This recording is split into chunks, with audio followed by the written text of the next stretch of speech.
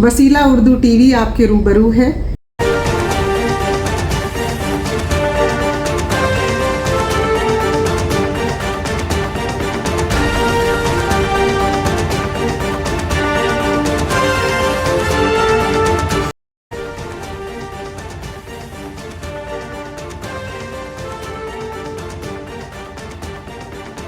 हमारे महफिल में जनाब NMD मुल्ला साहब मौजूद हैं, वो रिटायर्ड DCP हैं।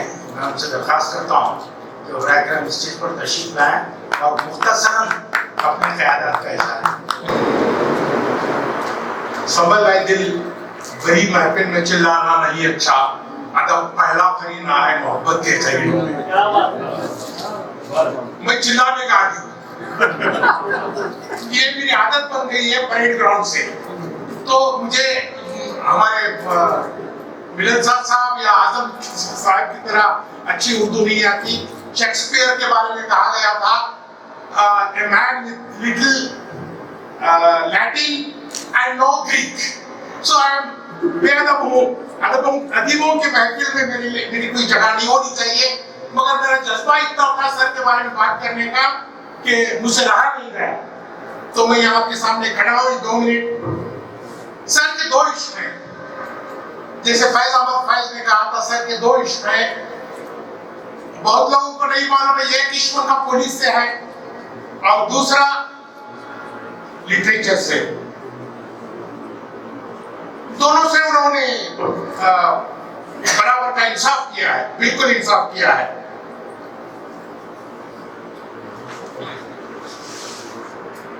पूरे किए हर उर्फ तमन्ना के तकाज़े। मैं गलत हूँ तो प्रोफेसर शाइस्ता है यहाँ पे करेक्ट करेंगे मेरे को। सर ने दोनों से इंसाफ किया है। एज ए पुलिस ऑफिसर के तौर पे सब जानते हैं, कोई उनके चैम्बर में जाने से पहले 10 बार दरूद पढ़ता था।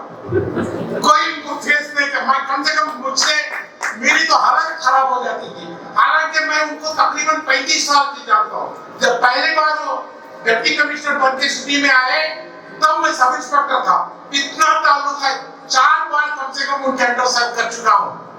मगर फिर भी कभी भी आज भी जब उनके सामने खड़ा हूँ तो मेरे पैर कांप रहे हैं, हिम्मत कर रहा हूँ। सर ने तो अपने दोनों इश्क से, इस इश्क पे न उस इश्क पे नादम है मगर दिल, हर दाग है इस दिल पे बजूस दाग है नदामत। फैज ने कहा है, दोनों से इंसाफ किया है, कोई नदामत नहीं है। उन्होंने आजिज़ी सीखी, गरीबों की हिमायत सीखी, ज़ेर दस्तों के मुसाइब को समझना सीखा। ये सब लिटरेचर की वजह से उनपे आया होगा, क्योंकि लिटरेचर बाद में नहीं आता है, शायरी बाद में नहीं आती है, फनून लतीफा बाद में नहीं आता है, ये तो पैदाइश होता है। मैं यही बात सर आपके बारे में भी कह रहा हूँ, नाम उनका ले रहा हूँ, आप भी वही है, आप भी वही है। आप दोनों ने इंसाफ किया है, अपने दोनों ने उनके बारे में आप कहिए। मैं एक छोटा सा इंसिडेंट बताना चाहता हूँ। सर कमिश्नर थे, मेरा बेटा जो कनाडा में रहता है वो उसकी शादी हो गई थी कनाडा में, मेरे मना करने के बावजूद, और यहाँ उसका रिसेप्शन था। मैं सर को बता नहीं दिया, मेरा दिल थोड़ा सा मखमून था, मैं थोड़ा गमगीन था, थोड़ी वो थी। सर ने कहा तुम्हें क्यों मलाल है? ये लफ्ज में उनके मुंह से जो लफ्ज निकला, मैं तभी समझ गया कि ये इंसान तो उस पाए का है लिटरेचर में। मलाल लफ्ज कौन बोलता है? वरना मलाल लफ्ज तो हम तो मायूसी कह लेंगे, गम कह लेंगे, दुख कह लेंगे। मलाल कौन बोलता है? ये इनकी लिटरेचर की सतह का इज़हार करता है। एक इंसिडेंट, खैर सर के सामने सारी बातें कभी हुई नहीं। जब सर कमिश्नर थे, इन्होंने एक सिलसिला शुरू किया था, बदकिस्मती से वो खत्म हो गया।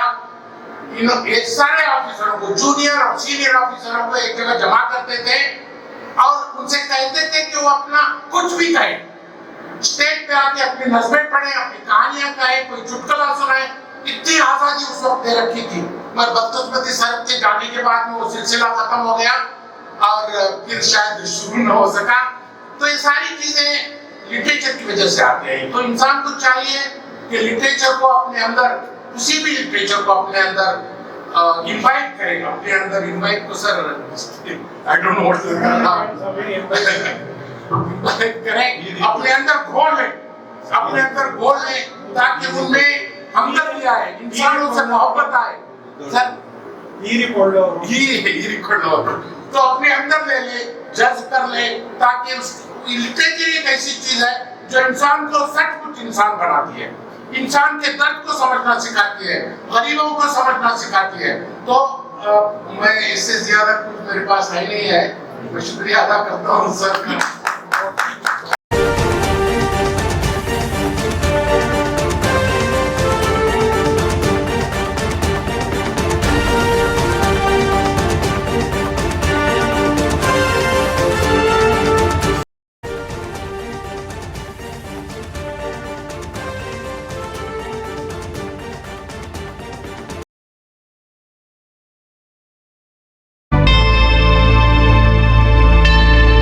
Subscribe to my channel and also press this bell icon so you can get latest video notifications.